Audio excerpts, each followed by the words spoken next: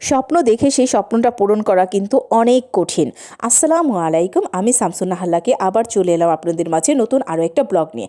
আজকের আমাদের গন্তব্য ছিল জয়পাড়া কালিমা চত্বর। তো এই তো আমি জয়পাড়া কালিমা চত্বরে চলে এসেছি। এটাই কিন্তু সেই জয়পাড়া কালিমা চত্বর, যেখানে বিভিন্ন ধরনের ভাইরাল খাবার পাওয়া যায়। আর এর মধ্যে আমরা চলে আসছি প্রথমে মোমো টেস্ট করার জন্য।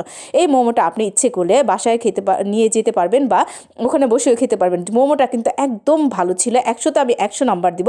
যেমন মোমোটা ভালো ছিল, সেরকম রিজনেবল প্রাইজে ছিল এবং সসটা তো অতুলনীয় ছিল।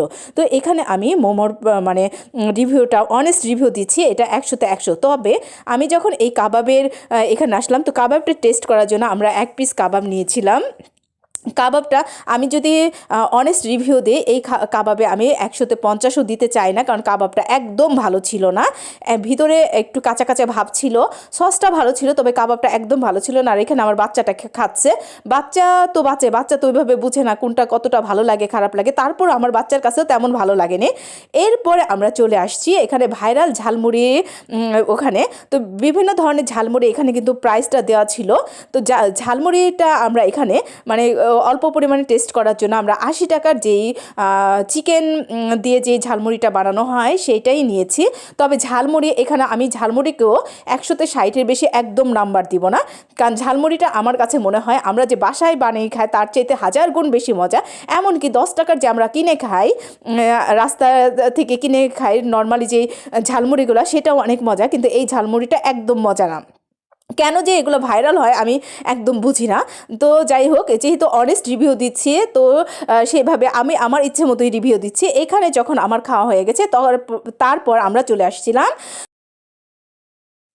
এটা হচ্ছে চটপটিয়ে, তারপরে ফুচকা, আর হচ্ছে এখানে হালিম পাওয়া যায়। তো আমার বাচ্চা আবারও ফুচকা খাওয়ার জন্য মানে খাওয়ার কথা বলছিল, এই জন্য ওর জন্য ফুচকা এবং ওর বাবা এবং আমি এখান থেকে হালিম অর্ডার করেছিলাম। তো এখানে ফুচকাটা কিন্তু মাশাআল্লাহ খুব মজা ছিল। আমি এখানে 100তে 90 নাম্বার দিব, কারণ ফুচকাটা আমার কাছে খুব বেশি ভালো লেগেছে। বাচ্চার জন্য অর্ডার দিয়েছি, কিন্তু বাচ্চা 2টা খাওয়ার পর আর খেতে চায় না। আর যেহেতু 10টা অনেকগুলো ফুচকা, এই জন্য ওর বাবা আর আমরা দুজনেই খেয়ে শেষ করে ফেলেছি। তো আর যেহেতু আমরা অনেক ধরনের খাবার এখান থেকে খাচ্ছি, তার জন্য আমরা 1 প্লেটের বেশি কোনো কিছু আর অর্ডার দিচ্ছি না। তাই যাই হোক, এই ফুচকাটা কিন্তু অনেক ভালো ছিল। আপনারা যদি আসেন তো অবশ্যই একবার এখান থেকে আপনারা ফুচকাটা একটু টেস্ট করবেন।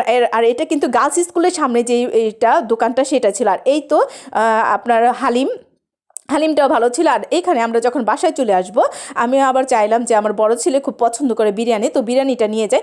এই ভাইয়ার বিরিয়ানিটা কিন্তু খুব মজা ছিল, খুবই মজা। রাস্তার সাইড থেকে কিনেছি, কিন্তু পরিমাণে মানে রিজনেবল প্রাইস ছিল, মাত্র 100 টাকা ছিল আপনার এইটা যেটা ফুল, এবং হাফ ছিল 50 টাকা। আর 100 টাকা হিসেবে কিন্তু প্রচুর এখানে বিরিয়ানি দিয়েছে, এবং মাংসের পরিমাণেও ছিল কিন্তু খুব ভালো।